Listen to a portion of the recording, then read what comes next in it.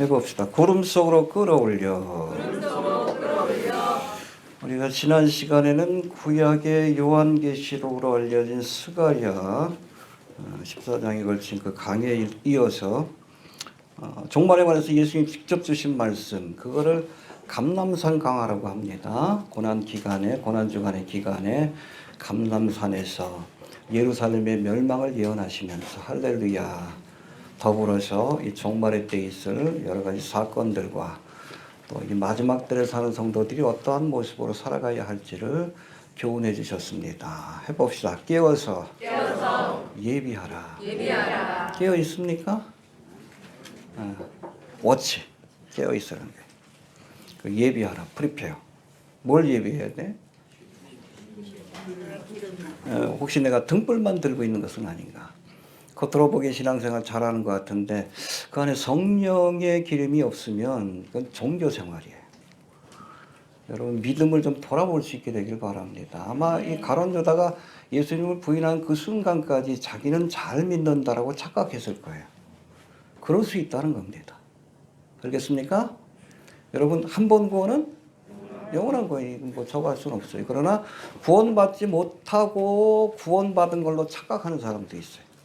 등불을 들고 있는 모습을 보면서 자기가 기름까지 있다라고 착각하는 경우들이 있어요. 알겠습니까? 그래서 우리가 기름 없이 하는 신앙생활은 이건 신앙생활이 아니라 종교 행위라고 해야 합니다. 이런 율법의 행위로는 구원을 받을 수가 없어요. 알겠습니까? 예. 그리고 예비하라 해봅시다. 예비하라. 뭘 예비해야 돼?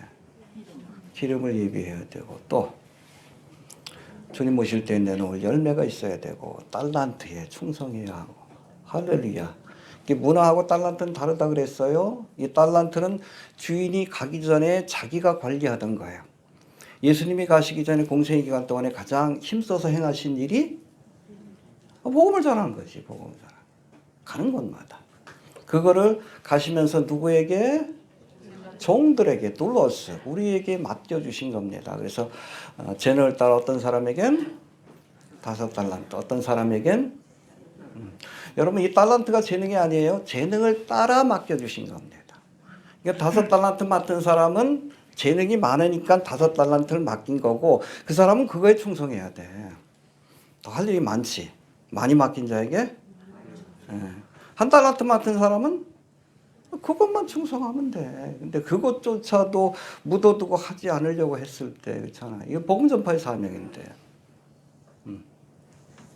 하나님의 심판이 임하게 된다는 거예요. 참된 그리스도인이라 할 수 없다는 거예요. 여러분, 기름을 예비하지 않고 등불을 든 그 사람을 참된 그리스도인이라 할 수 없듯이 주님이 주신 선교 대명령, 그렇죠? 그 명령에 아무런 감흥도 없는 사람, 아무런 느낌도 없는 사람, 아무런 빚진 자의 마음도, 전 그래요. 우리가 왜 이스라엘 위해서 선교하는가? 딴 거 아니에요. 복음에 비쳤으니까. 또 예수 믿고 나서 은혜 받고 나서 제 마음속에 가장 들었던 생각이 빚진 자의 마음이요. 아, 예수 믿으면 구원 받는데 모르는 사람도 많지 않겠어요? 제가 목사가 된 거예요. 이해가 되셔요? 우리가 왜 이스라엘 선교에 힘씁니까? 그들에게 복음의 빚을 졌잖아. 갚아야지. 이해가 되시죠? 이번에 5,000불 보냈습니다. 기도 제목을 좀 부탁하셨길래 기도만 하면 또 안 되잖아. 우리 물질적으로 좀 후원하고 여건이 되는 대로 좀 하려고 합니다. 기도 많이 해주시길 바랍니다. 어쨌든 요한계시록 PDF 파일도 좀 거의 완성이 됐어요. 그래서 조만간 우리 막심 선교사님한테 PDF 파일을 남겨서 책은 못 내도 전쟁 중이니까 책을 낼 수는 없어. 뭐 교인들한테라도 좀 나눠줄 수 있도록 지금 그 일을 좀 진행하고 있습니다. 기도 많이 해주시길 바랍니다. 알겠습니까? 여기서도 책을 내려고 하니까 계속 출판사 편집하는 사람이 뭐 계속 벌써 석 달째 힘들게 만들어. 자꾸 못하게 하려고 하는 것 같아. 그래서 일단은 PDF 파일 완성했으니까 일 잘 적어는 요거 좀 뿌리는 일에 좀 힘쓰려고 합니다. 기도 많이 해주시길 바랍니다. 뭐 딴 게 아니에요. 빚진 자의 마음이에요. 보고 들은 것은 그렇잖아요. 구원의 길이 있는데 문둥병자처럼 그렇잖아. 먹을 게 있는데 사마리아 성에는 사람들이 굶어 죽고 있어. 그냥 굶어 죽는 게 아니라 자식까지 삶아 먹을 정도로. 여기 식량이 있고 살 길이 있는데 그게 기쁜 소식 아니에요. 좋은 소식. 이 복음이에요. 가스펠. 알았으면 전해야지. 전하지 않으면 화가 이 말이라. 여러분 그런 마음이 있어야 돼. 그런 마음이 없다면 참된 그리스도인인지 스스로를 돌아볼 필요가 있어야 돼요. 어떻게 그걸 땅속에 파묻어 버립니까? 응? 옆에 죽어가는 영혼이 있는데 복음을 전할 마음이 없다면 여러분 그건 진정한 그리스도인인가 좀 돌아볼 필요가 있어요. 안 되면 은행에다 맡기라 그랬잖아. 내가 못하면 할 수 있는 사람들을 위해서 후원하고. 참 우리가 이스라엘 선교 못하잖아요. 저도 못해요. 우리 막심 선교사를 위해서 기도하고 후원하고 그렇잖아요. 우리 조상의 선교사를 위해서 기도하고 후원하고. 그 은행에 맡기는 거예요. 은행에 맡겨서 좀 할 수 있는 사람이 할 수 있도록 그렇게라도 해야지. 예비해야 합니다. 달란트를 예비해야 되고 기름을 예비해야 되고 또 열매를 예비해야 되고 할렐루야. 그런 성도가 좀 되시길 바랍니다. 살펴봤는데 앞으로 몇 시간은 이 데살로니가 전서를 통해서 사도 바울이 설명하고 있는 종말에 관한 말씀, 휴거와 재림에 관한 말씀을 살펴보도록 합니다. 바울의 서신 가운데 이 종말에 관한 말씀이 어디 나오죠? 우리가 읽은 데살로니가 전서 4장과 우리 다음 시간에 할 5장, 다음 시간 2시간 해야 될 것 같아요. 그리고 데살로니가 후서 2장, 불법의 비밀이 인명 활동하였으나 그 말씀이고 또 어디 나오죠? 고린도전서 15장, 부활장을 설명하면서 거기 휴거의 사건에 대해서 다시금 언급합니다. 할렐루야. 그래서 거기서는 휴거를 성도의 부활 사건으로 이렇게 설명합니다. 여러분 우리가 구원의 단계는 뭐예요? 처음에 중생, 칭이라고 합니다. 그 다음에 성화, sanctification이라고 해요. 내가 거룩하니? 그렇죠. 우리가 구원 받았으니까 거룩하게 살려고 하는 거예요. 이해가 되시죠? 거룩하게 살면 구원받는 게 아니에요. 그건 율법의 행위요. 구원 받았으니까 이제는 예수님처럼 살기 위해서 애쓰는 거예요. 성화의 단계고. 근데 우리가 이 땅에 있으면서 온전한 성화를 이룰 수가 없어. 사도 바울도 뭐라 그랬어? 오호라.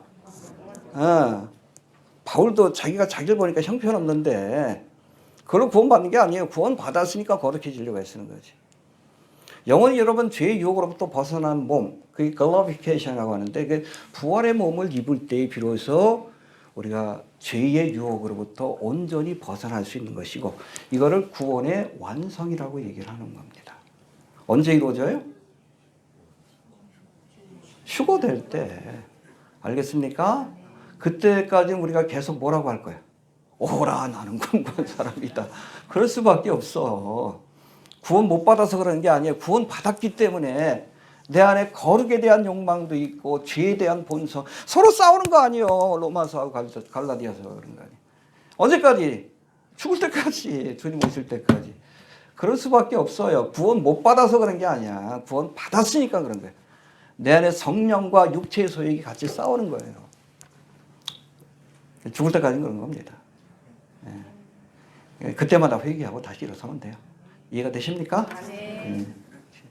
무슨 얘기하다 그랬지? 아무튼 그 내용이 고린도전서 15장하고 데살로니가전서 4, 5장 그리고 데살로니가 후서 2장이 바울이 말씀하는 종말론이고 또 일반 서신으로 가면 베드로 후서 2장에 두께는 하루가 그 말씀이 바로 이 일반 서신에 나오는 종말에 관한 말씀인데 거기까지 우리가 살펴볼 거고 고린도 전서 15장은 우리 부활절 때 살펴봅시다. 한 2주, 3주 가지고 좀 하든지 전체를 가지고 그때 한번 살펴보도록 하겠습니다. 그렇게 하면 제가 설교할 건 다 설교한 거예요. 종말론에 관한 설교. 그거 끝나고 나면 그 다음에 마가복음을 가려고 했는데 우리가 복음을 다시 한번 정리할 필요가 있을 것 같아요. 갈라디아서 사도 바울의 서신 가운데 최초로 쓰여진 1차 전도여행 지역이 갈라디아입니다. 갈라디아 지역이 사도 바울의 1차 전도 여행 기간이에요. 그래서 바울의 서신 가운데 갈라디아서를 제일 먼저 집필했다라고 보시면 되고 그 다음에 2차 전도 여행 원래는 아시아로 가려고 했는데 아시아가 여기가 아니에요. 로마 행정구역상 소아시아가 여기입니다. 터키 지역이 에베소. 그 수도가 에베소예요. 에서버두사빌라. 소아시아 7개. 여기입니다. 여기. 가려고 했는데 그러니까 여기 지나가서 거기 가려고 하는데 계속 막으시는 거예요. 그래서 북쪽으로 갔다가 비두니아. 그래도 하나님께서 막으셔. 그 무시아 지역으로 갔다가 그때도 막으셔. 드로아 지역에서 기도하다가 뭘 봐요? 마케도니아 사람. 서양인들입니다. 헬라인들이에요. 로마인 헬라인들. 여기가 마케도니아예요. 마케도니아. 베레아, 빌립보, 데살로니가. 마게도니아 지역입니다. 그리고 요 밑에가 아가야 지역, 헬라 지역이. 마케도니아에 유명한 사람이 있죠. 누구예요?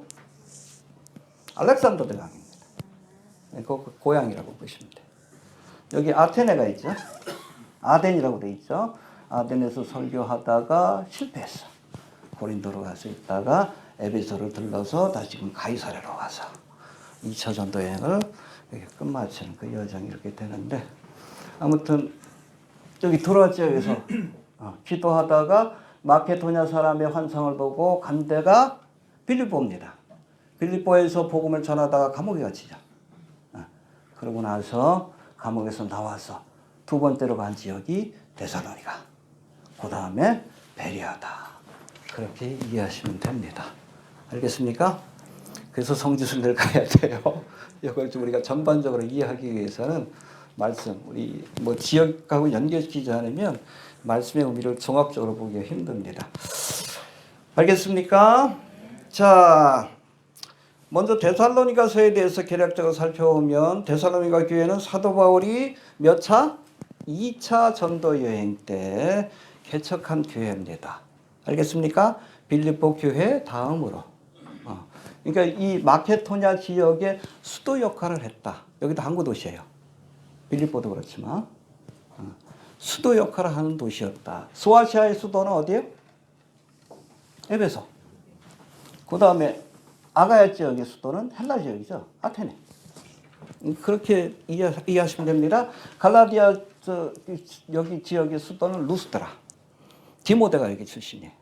그건 1차 전도 여행 때 복음을 전했던 지역이다. 루스드라가 나오죠. 더베. 루스드라, 더베. 그렇게 보시면 됩니다. 대충 좀 알아야지 우리가 바울의 서신이 어떤 배경으로 또 어떤 과정을 통해서 쓰여졌는지 이해할 수 있다는 겁니다. 자, 데살로니가 교회는 사도 바울이 2차 전도 여행 때 개척한 교회입니다. 사도행 17장 1절에 나옵니다. 이곳에서 복음을 전하다가 유대인들의 방해와 핍박으로 이제 베레아와 그 밑에 있는 아가야에 있는 아테네를 지나서 고린도 지역에서 복음을 전하게 되었는데, 이 고린도 교회에 있을 때에 이때에 마침 디모데와 실라가 찾아와서 이 데살로니가 교회에 관한 소식을 전해줍니다. 그래서 거기에 대한 답장으로 서신을 기록한 것. 그래서 디모데를 통해서 이 서신을 전달했다라고 알려져 있는데, 그것이 바로 데살로니가 전후서라고 이렇게 보시면 됩니다. 그래서 이 데살로니가 교회는 모범적인 교회예요. 해봅시다. 모범적인 교회다. 그래서 이 데살로니가 전서 1장 2절 3절에 보면 데살로니가 교회의 사도 바울이 그 안부 전화를 하면 안부를 물으면서 뭐라고 합니까? 한번 봅시다. 데살로니가 전서 1장 2절 3절.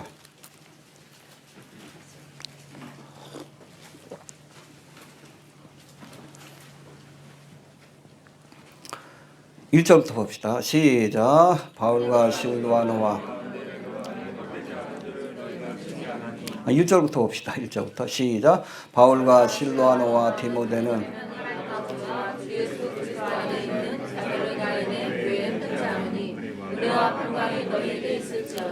자, 우리가 2절 시작. 우리가 너희 무리를 인하여 하나님께 감사하고 기도할 때에 너희를 바라는 생각날 때마다 감사하게 돼. 죄송한 얘기지만 생각날 때마다 기도가 나오는 분들이 계셔요. 어떤 분들은 생각날 때마다 감사가 나오는 분들이 계시고, 근데 데살로니가 교인들은 생각할 때마다 기분이 좋아. 하나님께 감사하게 되는 그 모범적인 교회예요. 3절 봅시다. 시작. 너희의 믿음의 역사와 사랑의 수고와 우리 주 예수 그리스도에 대한 소망의 안들을 이들 하나님 아버지 앞에서 쉬지 않고 기억함이니. 예, 고린도 13장에 보니까 그런즉 믿음, 소망, 사랑 이 세 가지는 영원할 것인데 그 중에 제일은 그래서 사도 바울이 기독교인들의 덕목 가운데 세 가지를 요약한 것이 바로 믿음과 소망과 사랑이. 근데 그것이 충만한 교회예요. 믿음의 역사가 나타나고. 여러분 참된 믿음은 역사가 나타납니다. 반드시 믿음의 행위가 나타나요. 이해가 됩니까? 그 다음에 사랑의 수고. 진정한 사랑은 수고를 아끼지 않습니다. 더웁게 하라, 배부르게 하라. 아니요. 먹을 것도 좀 주고 그래야지. 그게 사랑이지. 그 다음에 소망의 인내. 우리가 휴거의 소망을 갖고 있죠. 진정으로 소망을 가진 사람은 끝까지 있네. 중도에 포기하는 사람들은 진정으로 소망을 갖고 있는 사람이 아니야. 믿음, 소망, 사랑이 충만한 교회가 어디다? 데살로니가 교회다. 그만큼 모험적인 교회였다라고 이해하시면 됩니다. 예. 자, 문제는 사도 바울이 떠난 뒤에 거짓 선생들이 일어나서 데살로니가 후서에서 나오는데 예수님의 재림과 종말에 관한 거짓 교훈을 퍼뜨려서 여기에 대해서 바로잡을 필요가 있어서 사도 바울이 데살로니가 전후서를 기록했다. 이해하시면 됩니다. 그러니까 뭐 데살로니가 후서 다다음 시간에 한번 살펴볼 것 같은데 그때 보면은 이미 거짓 선지자들이 와가지고 이미 휴거 사건이 일어났어. 너희들 이제 7년 대화를 난 맞이해야 돼. 이런 말을 하니까 얼마나 두렵겠어. 그것을 바로잡기 위해서 데살로니가 전후서를 기록했다. 그렇게 이해하시면 됩니다. 알겠습니까? 여러분 이 데살로니가 전후서는 사도 바울이 고린도에 머물던 그렇죠? 여기 지나가지고 아테네를 거쳐서 고린도에서 복음을 전할 때 그때 쓴 기록이 바로 데살로니가 전후서다라고 이렇게 보시면 되는데 AD 52년에서 53년 그래서 바울의 서신 가운데 가장 먼저 쓰였다라고 주장하는 학자들도 있어요. 이게 그렇지 않다. 갈라디아서가 제일 먼저 쓰여졌다. 왜냐하면 1차 전도지의 여행이 갈라디아 지역이기 때문에 그런 두 가지 견해가 있는데 아무튼 뭐 첫 번째든 두 번째든 사도 바울의 초창기 때 모든 서신들이 쓰여지기 전에 가장 먼저 쓰여진 그래서 앤디 우즈 같은 경우에는 이때 신약성경 가운데 마태복음 그리고 갈라디아서밖에 없었다. 그리고 나서 세 번째 쓰여진 문서가 데살로니가 전후서로 그렇게 이해를 합니다. 초창기 문서에 이게 왜 중요하냐면 이 초창기 문서인데 뭐에 관한 기록이 나와? 휴거와 재림. 여러분 초대교회 초창기부터 여러분 휴거와 재림에 관한 교리는 핵심적인 교리예요. 초대교회 성도들이 가르쳤다. 한국교회 가르쳐 안 가르쳐? 답답하지? 이해가 됩니까? 핵심적인 교리 가운데 하나예요. 휴거와 재림. 사도 바울이 가는 곳마다 휴거와 재림을 가르치는 거예요. 거기에 대한 오해가 있으니까 다시금 설명하려고 쓴 거고. 바울만 그랬나? 초대교회 성도들이. 왜냐면 예수님 다시 오신다 그랬으니까. 그걸 믿었어요. 그 당시에는. 자신들이 죽기 전에 오실 줄 알았어. 그러니까 오랜 시간이 지나서 베드로후서는 좀 후대에 쓰여졌거든요. 주님이 안 오시니까 자꾸 기롱하는 사람들이 생겨나가지고 아유 휴거는 없다 그러니까 그때 사도 베드로가 설명하잖아. 죽게는 하루가 그래서 한 영혼이라도 구원하시기 위해서 그 시간을 늦추고 계실 뿐이다. 이틀밖에 안 지났잖아, 그렇죠? 2000년밖에 안 지났잖아. 하나님의 마음이에요. 많은 분들이 빨리 주님 오셨으면 좋겠다 그런 분도 계시는데 그건 내 입장에서 생각하는 거고 하나님의 입장에서는 한 영혼이라도 더 구원하기 위해서 가능한 한 휴거의 사건을 재림의 사건을 늦추고 있다. 그걸 아셔야 돼요. 내가 인내함으로 내가 좀 괴로움을 더 당함으로 한 영혼이라도 구원받을 수 있으면 우리가 그걸 택해야지. 그게 진정한 그리스도인이지. 인내 못하겠어? 중도에 포기합니까? 소망에 인내가 없어요? 진정한 그리스도인이 아니에요. 이해가 되시죠? 네. 끝까지 인내하시길 바랍니다.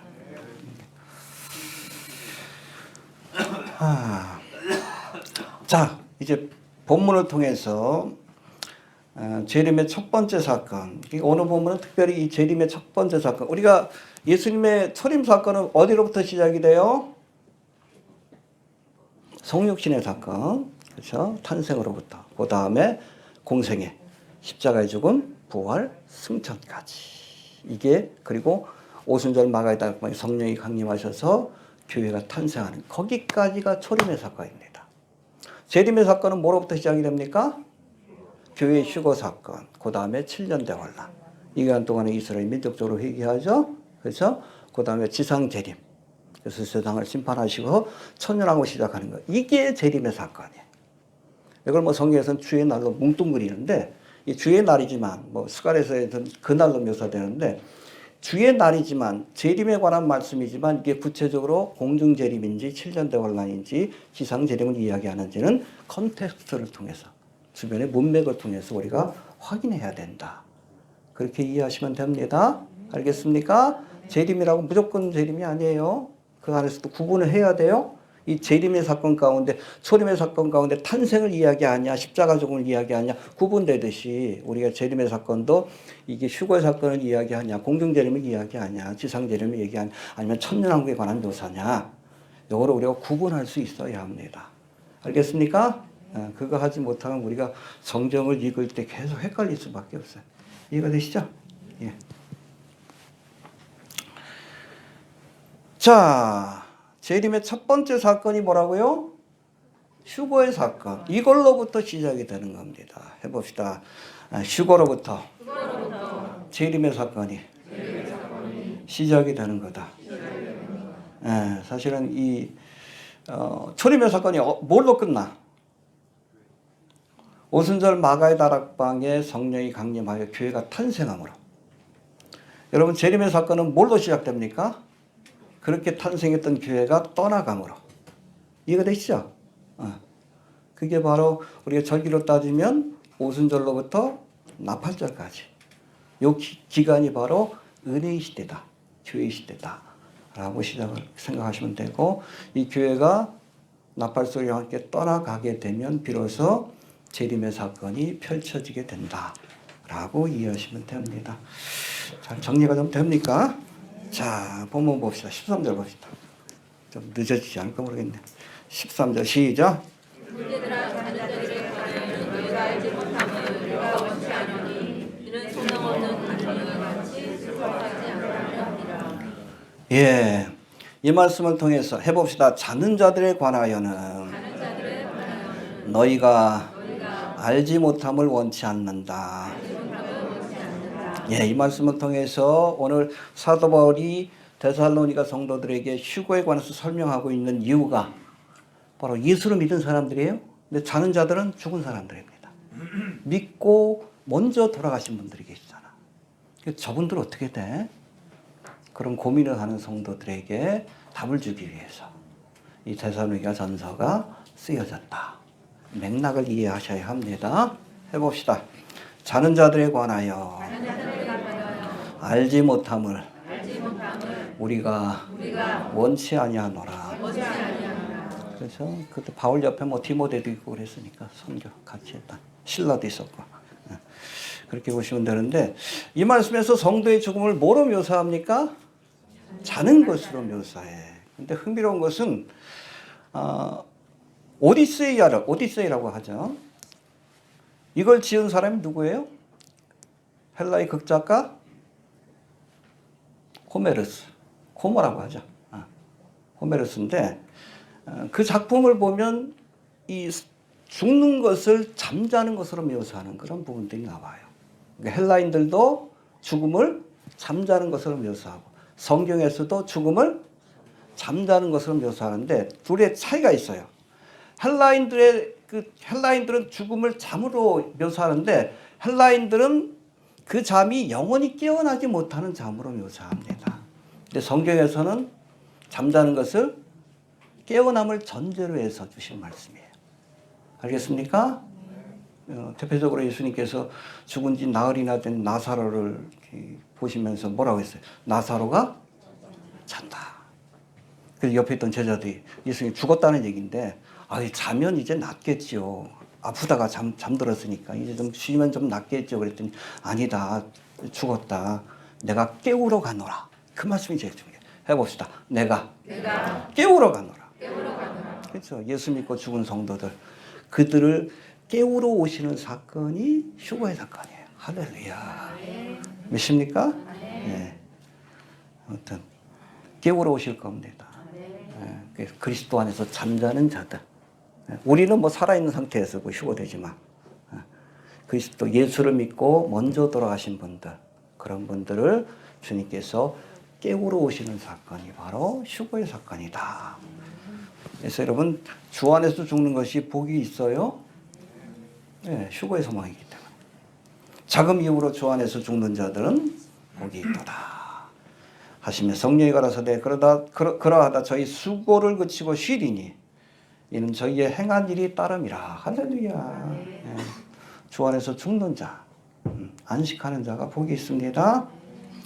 또 성도의 죽음을 잠자는 것으로 표현한 것은, 죽음은 세상에서 우리가 겪는 고난과 수고를 그치고 안식하는 시간이다라는 뜻을 갖고 있어요. 해봅시다. 안식하는 시간이다. 하루 종일 우리가 힘들고 저거 지치고 해서 돌아가면 우리가 씻고 나서 잠들잖아. 안식하는 거죠. 잘 자야지 그 다음 날 또 일할 수 있는 거니까. 마찬가지예요. 여러분, 이 땅의 삶은 고해입니다. 정도의 차이가 있지만 왜 예수 믿는데 이런가? 예수 믿기 때문에 고난이 더 많은 거예요. 언제까지? 죽을 때까지. 착각하지 마라. 예수 믿으면 만사형도 거짓말이요.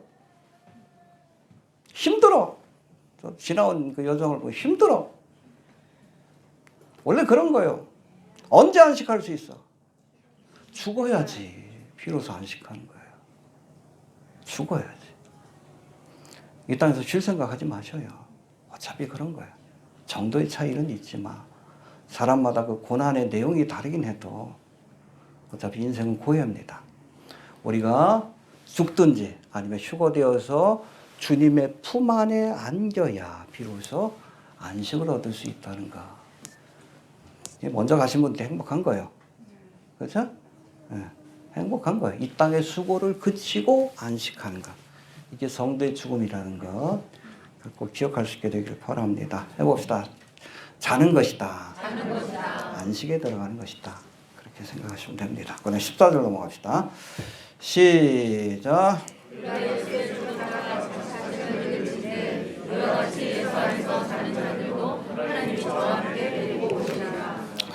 여기 보니까 우리가 예수의 죽었다가 다시 사신, 이걸 복음으로 따지면 예수의 죽었다가 십자가에도 다시 사신, 부활에도 옵니다. 십자가와 부활을 믿는다면, 이게 기독교 신앙의 두 기둥아니에요. 그렇죠? 핵심적인 교리입니다. 믿는다면 이와 같이 예수 안에서 자는 자들도 하나님이 저와 함께 데리고 오시리라는 사실을 믿어야 돼. 십자가와 부활을 믿는다면 휴거와 재림도 믿어야 하는 거예요. 핵심 교리예요. 그러니까 사도 바울이 초대교회에 가는 곳마다 이 말씀을 전하고 십자가와 부활만 전한 게 아니에요.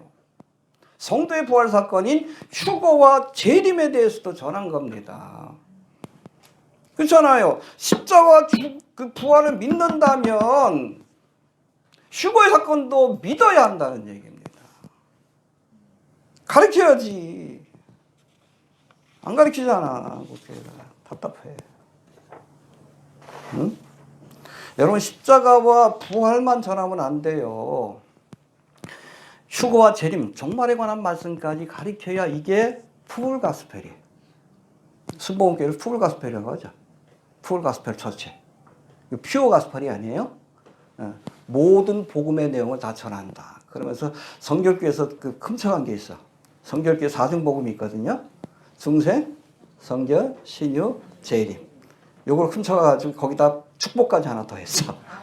그걸 풀 가스펠이라고 하는데 아니요. 십자가 부활과 여러분 휴거와 재림을 이야기해야 그게 비로소 풀 가스펠이에요. 성경을 다 가르쳐야지. 여러분 성경 전체 4분의 1인데 종말에 관한 거예요. 그 결론 아니에요.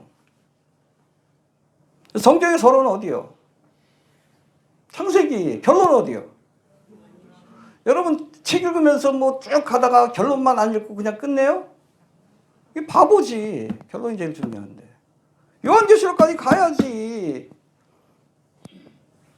십자가와 부활만 우리가 알면 안 돼요. 이후로 우리에게 주시는 여러분 휴거와 재림에 대해서도 알아야 이게 폴 가스펠이에요. 우리 교회가 잘못된 게 아니에요. 당연히 가르쳐야 되는 거예요. 폴 가스펠. 십자가와 부활뿐 아니라 이걸 믿으면 여러분 휴거의 사건도 우리가 믿을 수 있어야 돼요. 또 배워야지. 예? 안 가르치니까 모르니까 여러분 종말에 관한 시대의 징조가 눈앞에 펼쳐지는데도 모르잖아. 어떤 장님처럼 내 백성이 지식이 없는 거로 한국의 현실이요. 중동의 상황 봐. 고까마옥 전쟁 7년 대환란 이끄는 전쟁인데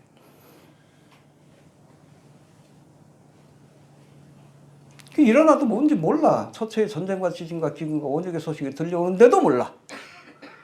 예수 안 믿는 사람들이 이상하다 그래. 말세 아니냐고. 예수 믿겠다 그래.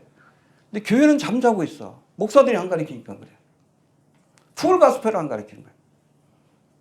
십자가와 부활만 가르치는데 아니요. 휴거와 재림까지 가르쳐야 이게 풀 가스펠이요.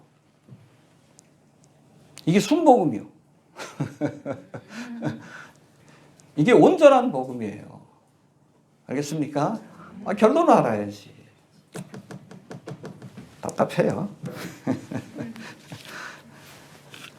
그래서 제가 종말에 대한 강의, 코로나 이후로 좀 다시 한번 정리하는 이유가 그거예요. 이거라도 남겨놔야 되겠다라는 생각이 있어서 그래요. 자, 15절 넘어갑시다. 자, 시작.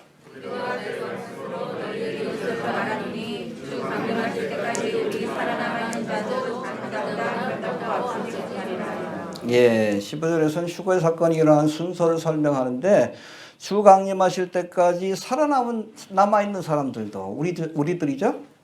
자는 자보다 결단코 앞서지 못하리라. 즉 예수님이 공중재림하실 때에 누가 제일 먼저 휴거돼요? 예수 안에서 in Christ, in and Christos라고 돼 있어요. 뒤에도 그리스도 안에. 이게 바울 신학의 아주 핵심적인 그런 주제 중에 하나인데 예수 안에 자는 자들, 그리스도 안에 잠자는 자들이 먼저 일어나고 그리고 나서 살아있는 우리들도 이 휴거의 사건에 참여하게 된다. 그러니까 여러분 휴거의 사건 순서가 어떻게 돼요? 주님이 오시면 누가 먼저? 무덤 속에 있는 성도들이 은혜 시대의 성도입니다. 구약 성도는 아니에요. 알겠습니까? 7년 대환란 때 성도들도 아니에요. 환란 성도들도 아니고 그리스도 안에 in Christ and Christos 은혜 시대 때. 왜냐하면 여러분 휴거의 사건이 뭐예요? 신랑 대신 예수님이 신부를 데려가는 사건이에요. 가나 혼인잔치 우리 전에 보신 적 있죠? 그거예요. 신랑이 신부를 데려가는 사건이에요. 구약의 성도는 여러분 예수님의 신부가 아니에요. 하나님의 신부로 묘사되어 있죠. 하객입니다. 혼인잔치에 참여해도. 그렇죠? 환란 성도들도 예수님의 신부가 아니에요. 이게 신부를 데려가는 사건이기 때문에 엔 크리스토스, 그리스도 안에 은혜 시대 때 예수를 믿는 성도들로 한정이 되는 겁니다. 할렐루야. 그리고 순서가 뭡니까? 그리스도 안에서 잠자는 자들이 먼저 일어나고 그 다음에 우리가 변화되어서 무슨 모습으로? 부활의 몸으로 변화되어서 영원히 죄의 유혹으로부터 벗어난 glorification, 영광스러운 몸으로 변화되어서 그때는 여러분 아픈 육신의 몸도 다 치유가 될 겁니다. 못생긴 얼굴도 좀 성령을 해주실 것 같아요. 아무튼 변화되어서 임플란트 다 두고 갈 것 같은데 아무튼 변화되어서 우리가 가장 영광스러운 모습으로 올라가게 될 겁니다. 할렐루야. 이렇게 순서가 되어 있지만 사실은 고린도전서 15장 51절에 보면 이 휴거의 사건이 어떻게 일어나? 순식간에 호련히. 할렐루야. 해봅시다. 순식간에. 호련히. 호련히라는 단어를 보면 눈 깜짝하는 사이 이거보다 1000분의 1이에요. 이게 모르는 거예요. 이렇게 말씀하시지만 겉에서 보는 사람들은 동시에 일어나는 사건으로 보는 거지. 하여튼 이렇게 진행이 된다라고 이해하시면 됩니다. 자, 그리고 15절에서 또 한 가지 유념할 게 15절 다시 한번 봅시다. 시작.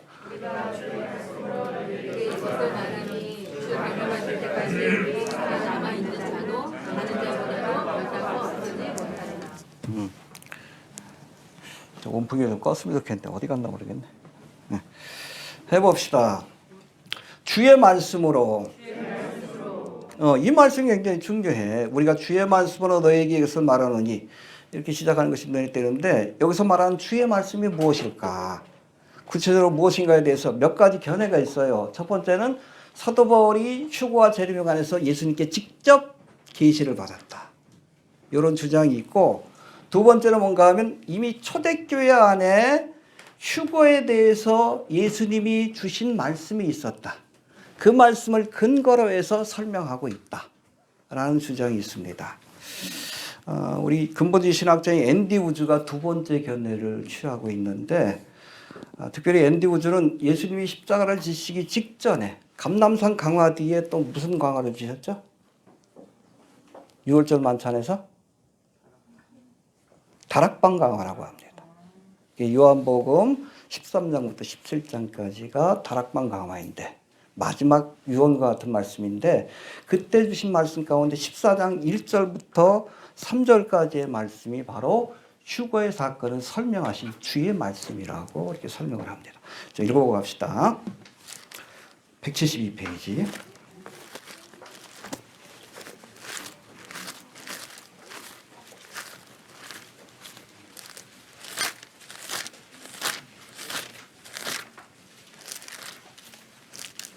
자, 1절부터 한번 봅시다. 이제 십자가를 진다 그러니까 제자들이 근심하죠. 그들에게 위로의 말씀을 주시는 거예요. 1절 봅시다. 14장 1절. 시작. 걱정하지 마라. 나 떠난다고 걱정하지 마라. 왜? 2절. 시작. 내가 도시를 거할 곳이 많도다. 그렇지 않으면 너에게 이르렀으리라. 내가 너희를 위하여 소설을 예비하러 가노니. 할렐루야. 내가 너희를 떠나는 것은 뭐하라고 한다고요? 이게 가나 혼인잔치예요. 이따 뭐 시간 되면 영화 틀어줄 테니까 한번 보셔. 이스라엘의 혼인예식이 그렇잖아. 그렇잖아. 남녀가 만나가지고 서로 언약식을 맺으면 그 다음부터 법적인 부부예요. 그러고 나서는 신랑이 신부를 떠납니다. 뭐하러? 아버지 집에 가서 신부와 머물 처소를 예비하는 거예요. 그러니까 아버지 집이 있으면 그 한쪽에다가 방을 하나 만드는 거예요. 부인하고 같이, 신부하고 같이 머물 처소를 예비하고, 이 처소가 예비되면 와서 신부를 데려감으로 혼인예식이 시작이 되는 거예요. 이게 가나 혼인잔치예요. 그거 얘기하신 거예요. 이해가 됩니까? 휴거를 이야기하신 거죠. 휴거를 얘기하신 겁니다. 알겠습니까? 자, 3절 봅시다. 시작.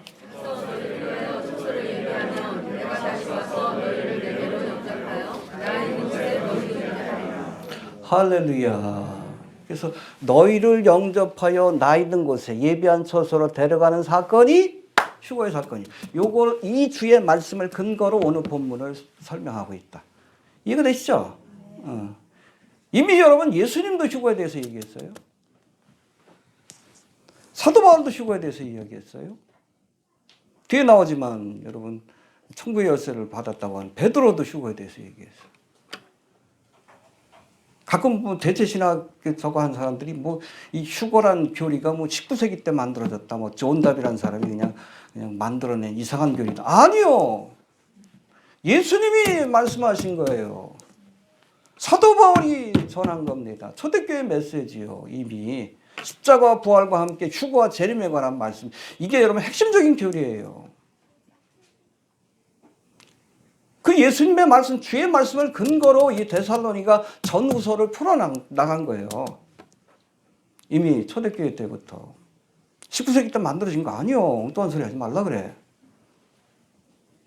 예수님이 말씀하시고 사도 바울이 말하고 베드로가 말했던 겁니다. 또 요한계시록에도 나오고.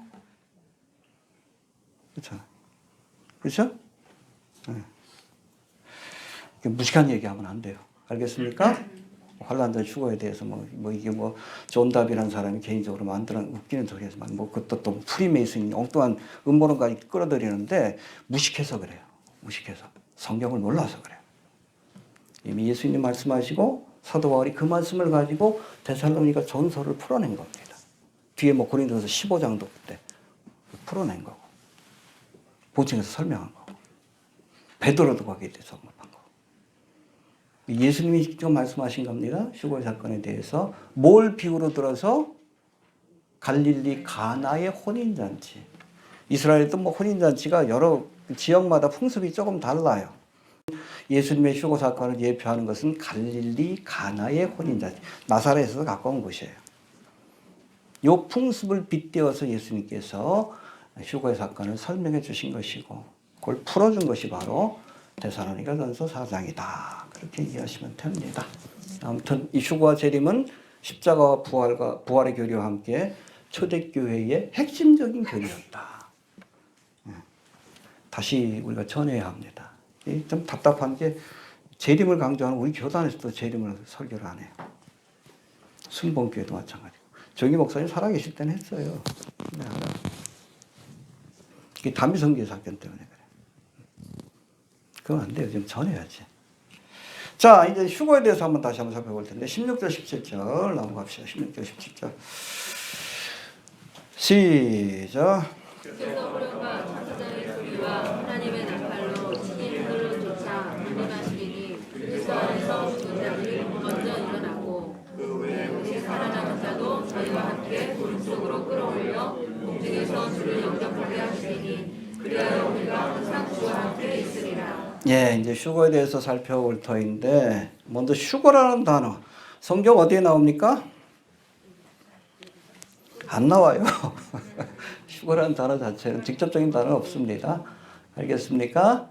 여러분 삼위일체라는 단어 어디 나오죠? 성경 어디 나오죠? 없어요. 하나님은 삼위 성부 성자 성령으로 존재하시되 그렇죠? 세인격으로 존재하시되 하나의 신적인 본체다. 이해됩니까? 이해되면 이해가 이상한 사람이에요? 이 땅에 존재하지 않기 때문에 그래요. 세 인격인데 하나야. 그거 어떻게 이해해? 그 이해한다 그러면 그 잘못된 거예요. 이해를 못해야 정상이요. 하나님은 우리가 어떻게 다 이해해? 근데 성경에 그런 것들이 나오죠. 하나님께서 천지를 창조하실 때도 우리가 그렇죠? 하나님이 말씀으로 그렇죠? 성부 하나님이 로고스 대신 예수님으로 그리고 성령이 하나님의 신이 운행했다. 성부 성자 성령이 함께한 거예요. 천지 창조에도. 이해가 됩니까? 이게 삼위일체예요. 그리고 인간을 지으실 때도 우리가 우리의 형상을 따라 복수형입니다. 성부, 성자, 성령께서 함께 하신 것. 이런 말씀들을 통해서 삼위일체에 대한 개념이 있죠. 그거를 이렇게 정리해가지고 뭐 그거 할 때마다 그거 다 설명하려면 복잡하잖아. 신학적인 용어를 만들어낸 것이고 휴거에 대한 것도 여러 가지 뭐 설명도 있어. 오늘 본문도 나오고 뭐 여러 개 예수님께서 주신 말씀도 있고 그거를 정리해서 만들어낸 신학적인 용어가 바로 휴거라는 용어다. 그렇게 이해하시면 됩니다. 성경에 안 나온다고 못 믿겠다? 무식한 소리예요. 알겠습니까? 삼위일체도 안 나오니까 믿지 말아야지. 그렇게 따지면 아니에요. 성경에서 나와 있는 것들을 정리해서 신학적인 용어를 만들어낸 것이다. 이렇게 되시죠? 예, 특별히 이 휴거라는 단어 17절에 등장하는 끌어올려 해봅시다. 끌어올려. 이 단어를 가지고 만들어낸 신학 용어인데 이 단어가 헬라어 원문을 보면 하르파조라고 되어 있습니다. 해봅시다. 하르파조. 근데 이 하르파조의 본래의 뜻은 독수리가 쫙 위에서 지켜보다가 먹잇감을 지켜보죠.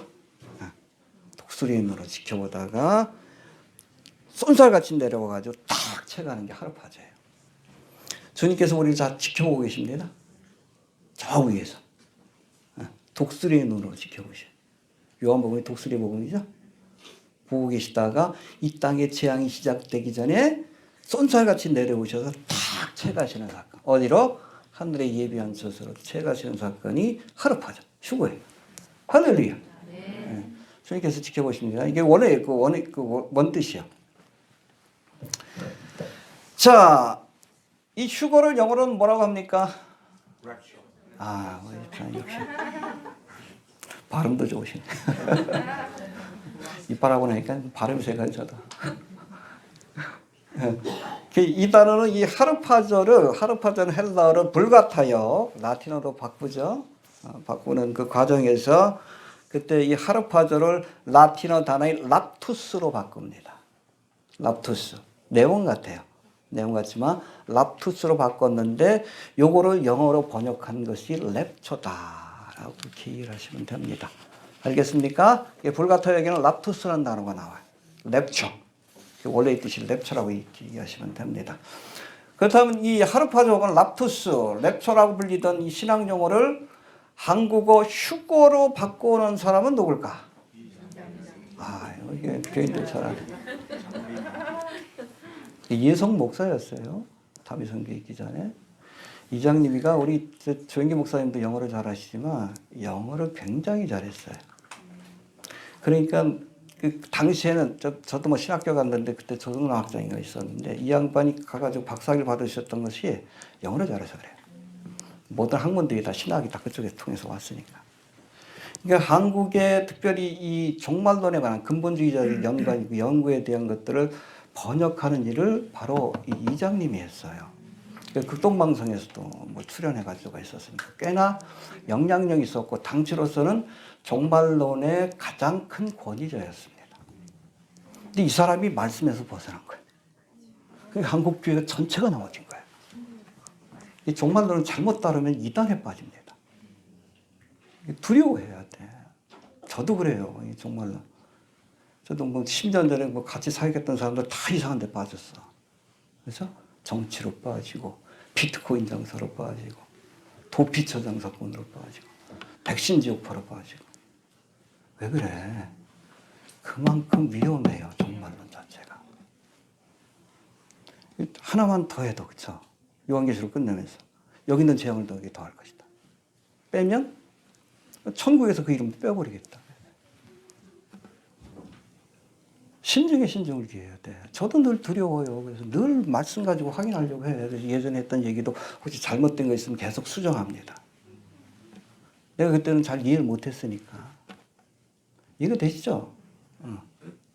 왜냐하면 하나님의 말씀은 변할 수 없지만 진리지만 그걸 해석하는 내 능력의 한계가 있기 때문에 그래요. 점진적인 조명이라고 또 시간이 지나야 우리가 그 말씀을 비로소 이해할 수 있는 그 때가 오기 때문에 그래요. 어떤 종말론은 우리가 신중하게 다뤄야 합니다. 알겠습니까? 여기저기 가서 유튜브나 블로그 보면 여기저기 가서 뭐 이상한 데 가서 유튜브 듣고 뭐 특별히 뭐 안식교에서 만든 자료들도 많거든요. 와가지고 나한테 뭐 엉뚱한 사람 얘기하는 사람도 있어. 그러지 말고 그 시간에 성경 좀 보라고. 요한계시록 강해 좀 보고 스가랴 좀 보고 좀 그래야지. 성경 가지고선 분별해야지. 그 시간에 오늘도 영상 같이 드시는 분들도 그 시간에 유튜브 볼 시간에 성경 보세요. 성경 강의 제가 해놨으니까. 대한민국에 유일합니다. 응? 우리 조상의 선교사가 인정을 해. 아주 까다로운 사람인데. 그럴 수밖에 없는 게 연구하는 사람이 저밖에 없어요. 그래서 그래. 다미성교 사건 이후로 누구도 공부를 안 해서 그래요. 그럴 수밖에 없어. 말씀 안에 우리가 바로 서야 바르게 해석할 수 있어요. 이해가 됩니까? 네. 예. 자, 16절 넘어갑시다. 시작.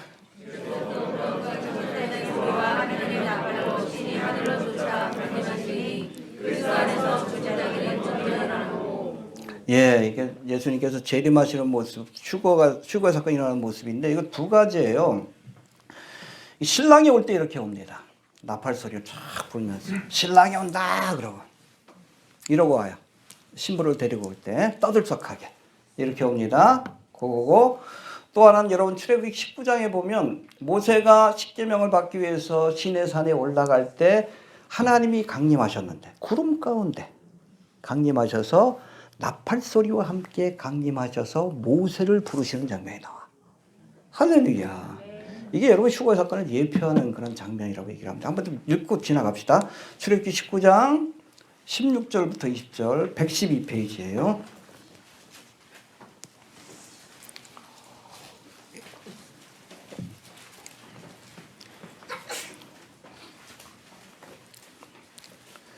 자, 우리 19절 봅시다. 16절 봅시다.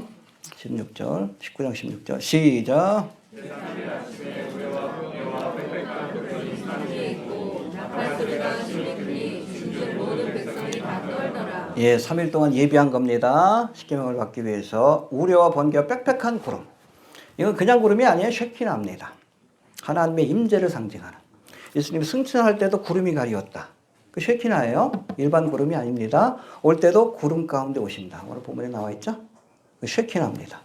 비 내리는 구름이 아니에요. 하나님의 임재를 상징하는. 그래서 하나님께서 광야길에서 이스라엘 백성을 인도할 때 낮에는 그게 쉐키나입니다. 쉐키나. 하나님의 임재. 밤에는 정확하게는 구름 가운데 불이 있더라. 구름 기둥입니다. 그런데 안 보이니까 여기에 불을 더하신 거예요. 쉐키나입니다. 하나님의 임재를 상징하는 구름. 어디까지 했지? 우리 17절 봅시다. 시작.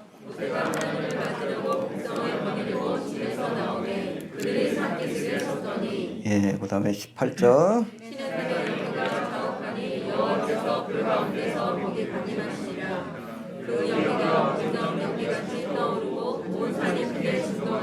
예, 16절은 구름. 여긴 불. 구름 가운데 불이 있는 거예요. 구름 기둥, 불 기둥. 하나님의 임재를 상징한다라고 보시면 되는데, 그리고 나서 마지막 20절 시작.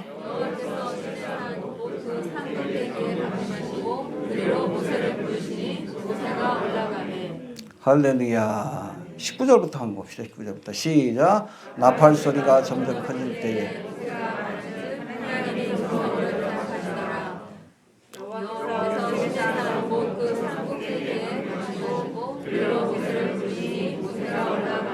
예, 나팔 소리와 함께. 이거 여러분 이스라엘 백성이 부르는 나팔이 아니에요.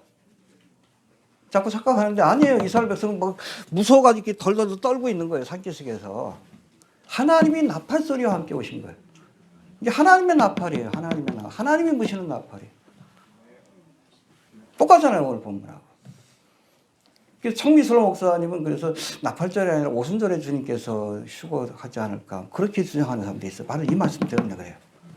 교회가 시작된 그때 끝나지 않을까 그렇게 주장하는 사람도 있습니다. 그만큼 여러분 이 출애굽기 19장은 휴거의 사건을 그대로 보여주고 있기 때문에 그래요. 그때 모세 이름을 부릅니다. 아무개야. 그러니까 모세가 올라가잖아. 그렇죠? 주님께서 나팔 소리와 호령과 천사장과 나팔 소리와 함께 오셔서 우리 이름을 부르실 겁니다. 아무개야. 우리가 올라가는 거예요. 끌어올려지는 겁니다. 하루파죠. 이해되시죠? 예.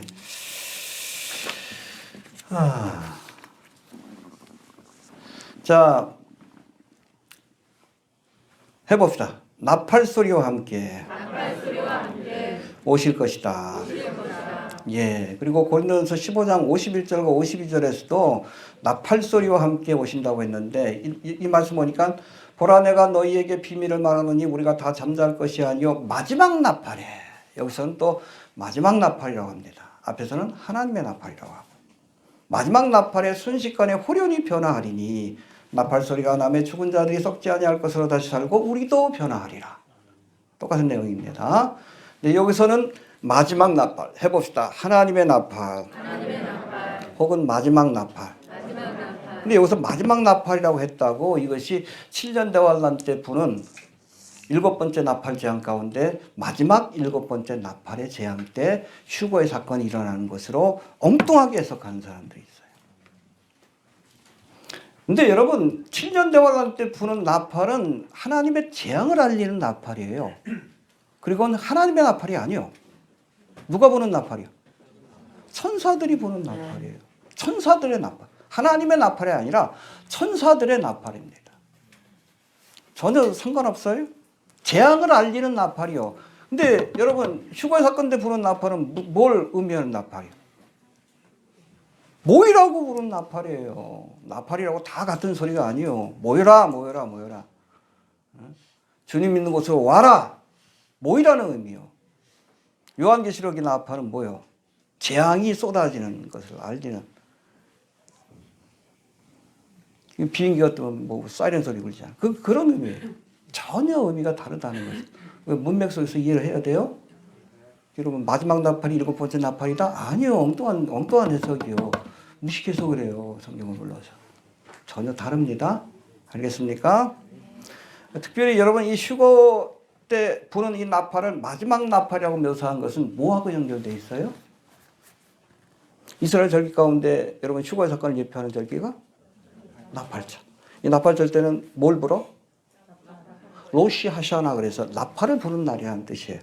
한 해의 시작을 알리는 7월 1일부터 2일 사이에 금음달에서 초생달로 바뀌는 그 순간 나팔을 불어 한 해의 시작, 새로운 시대의 시작을 알리는데 그때 몇 번을 불러요? 100번. 그 마지막 나팔이 뭐예요? 테키아 하가도 왕이 오신다. 그 뜻이. 그게 마지막 나팔이요. 테키아 하가돌이 요한계시록에 나오는 7번째 나팔이 아니라 그 테키아 하가돌은 하나님의 나팔이라고 얘기를 해요. 그게 여러분 그 마지막 나팔이요. 엉뚱한 맥락을 모르니까 자꾸 엉뚱한 해석을 하는 거예요. 환란 통과설 근거로 삼는데 웃긴 얘기예요. 전혀. 그래서 우리가 텍스트를 해석할 때는 컨텍스트를 봐야 된다고 얘기를 합니다. 성경의 본문을 이해할 때는 좌우 주어진 말씀의 배경을 우리가 이해해야 그래야지 그것을 제대로 해석할 수 있는 거예요. 이해가 되시죠? 예. 자, 그다음에 17절 봅시다. 17절. 시작. 우리 사랑하자매로 저희와 함께 그릇 속으로 끌어올려 공중에서 주를 영접하게 하시리니 그래야 우리가 항상 주와 함께 있으리라. 예, 결론이 뭐예요? 우리가 항상 그렇게 하시려고 데려가시는 겁니다. 할렐루야. 우리 구약에 보면 휴거의 사건을 예표하는 인물 가운데 누가 있어? 에녹이 있잖아. 에녹이 65세 때 무드셀라를 낳았죠. 근데 무드셀라를 낳을 때 하나님께서 신탁을 주신 거예요. 이 아이가 죽으면 심판이 임할 것이다. 969세에 죽었는데 무드셀라가 죽은 그 해에 노아 홍수의 심판이 임했어요. 가장 오래 살았죠? 그때까지 기다려 주신 거예요. 일부러 회개할 기회를 주시기 위해서 1000년을 기다리신 거예요. 근데 그때부터 정신을 차리고 하나님과 동행하는 삶을 삽니다. 몇 년 동안? 300년 동안 동행하다가 저를 데려가심에 이 땅에 있지 아니하더라. 할렐루야. 누가 휴거되는가? 뭐 딴 거 아니에요. 이 땅에서 주님과 동행하는 삶을 사는 사람을 주님께서 데려갑니다. 휴거의 사건은 뭐예요? 신랑이 신부를 데려가는 사람. 우리 젊은 사람도 연애하잖아. 연애하다 보면 나중에 어때? 헤어질 때마다 아쉬워. 영원히 같이 있고 싶어. 그래서 결혼식 하는 거예요. 이해가 됩니까? 네. 그거예요. 이 땅에서 우리가 주님과 동행하는데 이게 뭐 일주일에 한 번 만나는 걸로는 좀 섭섭해. 영원히 함께 하시기 위해서 우리를 데려가는 사건이 휴거의 사건이다. 할렐루야. 자, 그래서 휴거의 대상은 뭡니까? 아까도 얘기했듯이 16절 17절 봅시다. 16절 17절. 시작. 하나님의 나팔로 신하들을 쫓아 분하시니 그리스도 안에서 죽은 자들이 먼저 일어나고 그 후에 우리 사랑하는 자도 저희와 함께 그릇 속으로 끌어올려 공중에서 주를 영접하게 하시리니 그리하여 우리가 항상 주와 함께 있으리라. 아멘. 아까도 얘기했듯이 대상은 그리스도 안에서 은혜 시대에 사는 신랑이 누구를 데려간다? 신부를 데려가는 사건입니다. 그리고 와서는 어떻게 하십니까? 이 신부를 끌어올려서 예비한 처소로 데려가는 거예요. 근데 이스라엘의 혼인예식, 가나 혼인잔치에 관한 영화인데 전에 한번 봤죠? 못 보신 분들은 좀 다운받아가지고 좀 집에서 보셔요. 2,000원도 안 해. 가서 가나의 혼인잔치 그럼 유튜브에서 아니면 저기서 합니다. 영어로는 지금 다 오픈이 돼 있어요. 전에 한번 받아놓은 건데 와가지고 끌어올려. 이스라엘 혼인 예식을 보면 신랑이 신부를 아버지의 집으로 데려갈 때 신부를 어디에 태웁니까? 가마에 태워서 끌어올려서 예비한 처소로 가는 거예요. 그겁니다. 가마에 태워서 끌어올려서 데려가는 거예요. 이 장면이 그 장면이에요. 한번 잠깐 봅시다. 신랑을 만났죠, 신부? led by the bridegroom now rush up towards the bride and her family and all the people that are standing there, the bridesmaids. 가마에 내려놓습니다. 그렇죠? 가마를 내려놓고 And she very, very modestly steps out onto the litter. 가마에 She 오릅니다. lowers herself down. 신부는 그냥 신랑을 따라서 집에 가는 것이 아니고 가마에 타고 들린 채로 신랑의 집으로 향합니다. 끌어올려. 이게 랩처예요.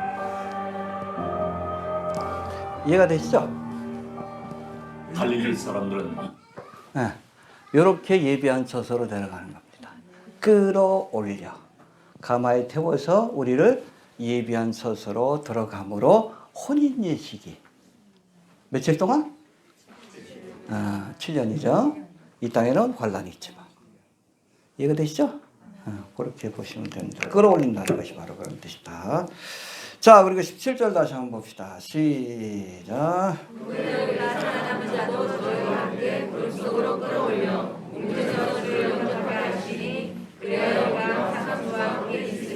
예, 신랑은 지금 어디 있어요? 공중에 있는 겁니다. 지상에 안 내려와요? 언제 내려오셔? 7년 대환란 전에. 그래서 우리가 휴거의 사건을 공중 재림. 안 내려오십니다.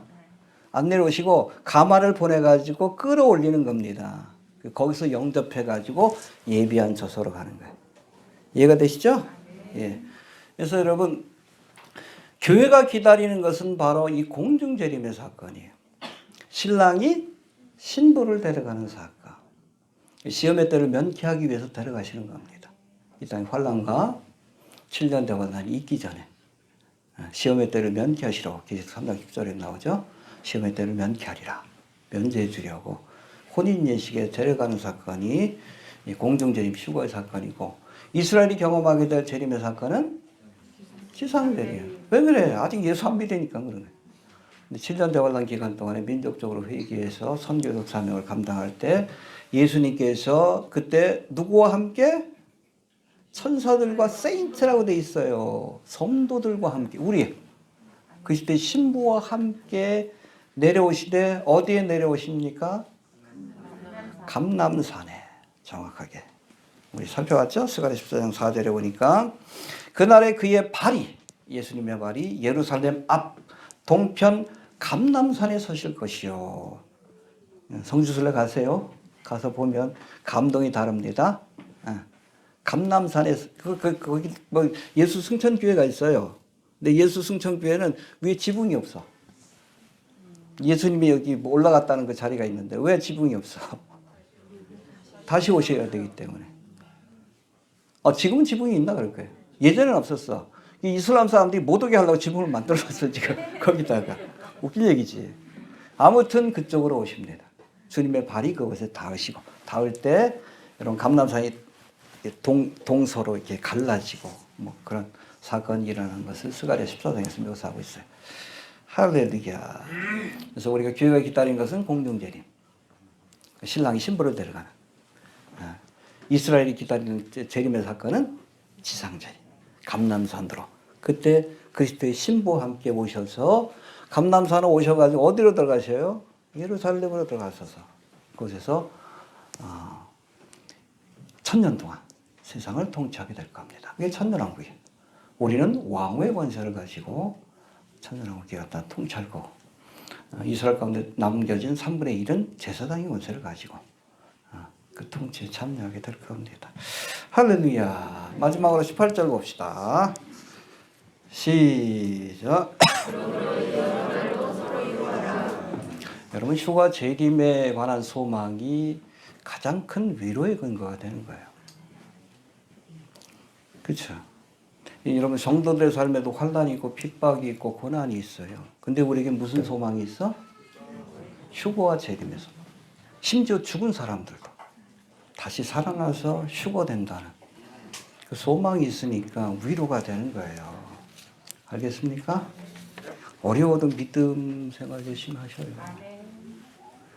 좀 주님 오시는 것이 좀 늦어지니까 중도에 좀 시험에 들고 넘어지는 분들이 계셔요. 근데 시편에도 보면 의인은 7번 넘어져도 다시 일어선다. 넘어질 수 있어요. 엎드러지지 마십시오. 예. 다시 일어나시길 바랍니다. 7번 넘어져도 다시 일어나서 가야지. 철로 역적인데. 얼마 안 남았잖아, 골대가. 왜 여기서 넘어져? 이 철로 역적인데 보면 천국 문 앞에서 미끄러지는 사람도 있어. 얼마 안 남았는데. 답답해 죽겠어. 얼마 안 남았잖아요. 꼴대가. 안 보여? 오늘 휴가 사건이 일어나도 이상하지 않아요. 오늘 휴가라고 뭐 국가망 전쟁 바로 나도 이상하지 않아요. 중동의 상황을 봐. 꼴대가 눈앞인데. 지금 널브러져 있을 때요. 자다가 깰 때지. 정신 차려야지. 여태까지 그냥 뭐 대충 살았어도 마지막이라도 잘해야지. 벼락치기라도 해야지. 왜 널브러져 있어요? 좀 답답해 죽겠어. 교인들도 보면. 끝까지 인내하십시오. 인내하는 소망이 진짜 소망이에요. 휴거의 소망이 있으면 끝까지 인내하는 사람이 진짜 소망을 가진 사람이지. 그냥 조금 뭐 개인적으로 어렵다고 무슨 일 생겼다고 널브러지면 어떡할 거예요. 그래도 우리에겐 소망이 있잖아. 끝까지 좀 붙으세요. 왜 꼴대 앞에서 넘어질라 그래. 아 답답해. 내가 좀 답답해서 그래. 다시 일어섭시다. 다시 일어섭시다. 그 5장의 말씀이 또 그런 거예요. 이 마지막 때를 사는 교회와 성도들은 어떤 모습으로 살아야 될지 거기에 대해서 교훈하는데 아마 2시간에 거쳐서 제가 좀 길면 한 3시간까지도 좀 자세하게 한번 풀어드릴게요. 여하튼 여러분 휴거와 재림의 소망이 우리에게 가장 큰 위로가 돼요. 세상 사람들에게는 위로가 없어. 소망도 없어. 이 땅에 여러분 부귀영화도 뭐 할 거예요? 죽으면 지옥 가는데 뭐 할 거예요? 이병철이 누가 그 얘기 했다고 마지막 순간에 그 복음을 드리려고 했대. 죽기 전에. 복음을 전하려고 목사가 가려고 했는데 혼수 상태에 빠진 거야. 또 하나님께서 기회를 주셔야지 저거지. 복음을 듣고자 하는 마음이 있었는데 마지막에 이병철이 어느 목사님이 그 얘기를 해요. 가서 전하려고 했는데 혼수 상태에 빠진 거야. 마지막에. 지옥 갔을 텐데. 뭐 할 거예요? 일루미나티들 부귀영화들이 뭐 할 거예요? 지옥 갈 텐데. 부러워요? 응? 우리가 세상에서 제일 큰 부자예요. 부러운 사람들이요. 근데 뭐 낙심해. 조금 좀 어렵다고. 그런 거지. 인생 자체가 그런 거지. 응? 아, 죽어도 소망이 있는데 성도들에게는. 왜 그것 때문에 하찮은 일로 왜 그렇게 넘어져. 우리에게 소망이 있는데. 붙듭시다. 네. 소망이 영혼에 닿아왔다 그랬어요. 이걸 칵 붙들고 있어요. 흔들리지 않아. 그 소망을 못 붙드니까 자꾸 흔들리지. 이것 때문에 흔들리고. 그게 뭐 중요해? 죽어도 천국 가는데. 이 소망을 주셨잖아. 그러니까 여러분 휴가 재림에 관한 교리가 핵심 교리예요. 초대교회 때부터. 제가 늘 얘기하잖아. 왜 우리가 예수 믿어? 잘 먹고 잘 살라고 한 거 아니요. 잘 죽으려고. 잘 죽으려고. 여러분 우리 인생의 평가는 어디서 결정됩니까? 초상집에서 웃을 수 있으면 성공한 인생. 이해가 되셔요? 네.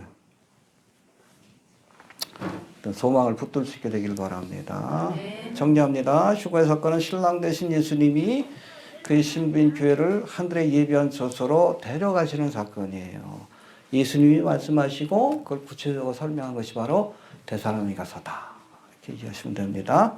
그래서 주께서 호령과 천사장의 소리와 하나님의 나팔로, 이게 여러분 출애굽기 19장에도 그런 장면이 나오지만 신랑이 신부를 데려갈 때 이 모습으로 옵니다. 그 끌어올려, 가마에 끌어올려서 예비한 처소로 데려가시는 사건이 바로 휴거의 사건이고, 이것이 우리의 소망과 위로가 되어야 합니다. 그러시게 되길 바랍니다. 주신 말씀 듣고 기도합니다. 하나님을 감사합니다. 귀한 말씀을 통해 주여 다시 한번 우리의 믿음을 돌아보게 하시고